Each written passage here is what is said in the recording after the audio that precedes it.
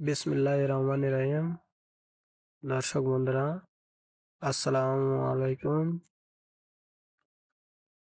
তো যারা গাড়ল খামার শুরু করেছো বা শুরু করার চিন্তা করছো, এই ভিডিওটা তাদের জন্য। যে গাড়লের খামার করলে লাভবান হবে এমন কোনো কথা নয়। গাড়ল খামার থেকে বেশি আয় করারও কিছু টিক রয়েছে। তার মধ্যে আজকে আমি একটা আলোচনা করব। তো দেখুন, গাড়লের বাচ্চা বিক্রয় করে খুব বেশি কিন্তু লাভবান হওয়া সম্ভব নয়। যদি বেশি টাকা লাভ করতে হয় তাহলে কিছু কিছু কাজ আছে যেটা করা প্রয়োজন হয়।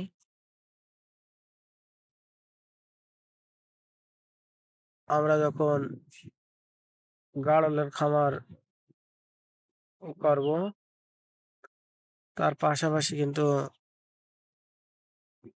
কয়েকটা ছেলে বাচ্চাকে আমরা বড় করতে পারি এবং পরে অনেক টাকায় বিক্রি করা সম্ভব।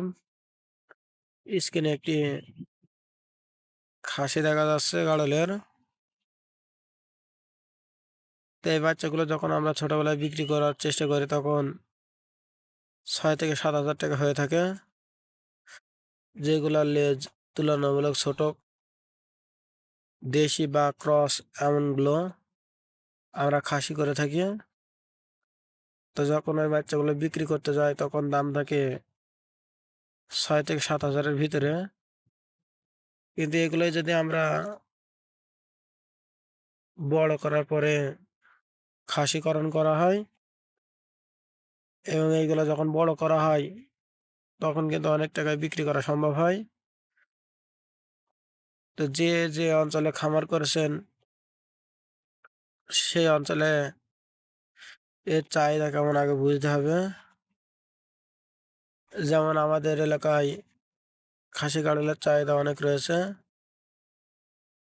আর কোরবানির সিজনে কিন্তু এর চাহিদা অনেক গুণ বেড়ে যায়।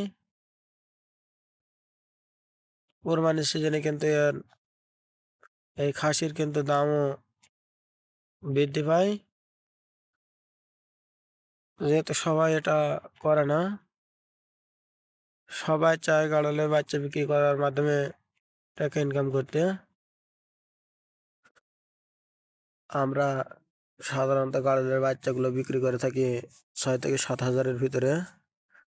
কিন্তু যখন খাসি করা হয় এগুলার যদি গ্রোথ ভালো হয় 15 থেকে 20 হাজার টাকায় বিক্রি করে থাকি।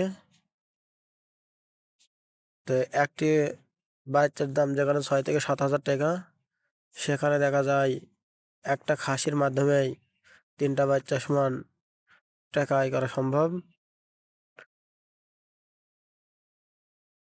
এই এগুলোকে তেমন বাড়তে কোনো খাবার দেওয়া লাগে না, পর্যাপ্ত পরিমাণে কাঁচা ঘাস দিলেই হয়। কিন্তু যদি গ্রোথ ভালো করার জন্য বা একটু বেশি মোটা তাজা করার জন্য, একটু বেশি টাকা ইনকাম করার জন্য কিছু দানাদার খাবার দিলে ভালো হয়।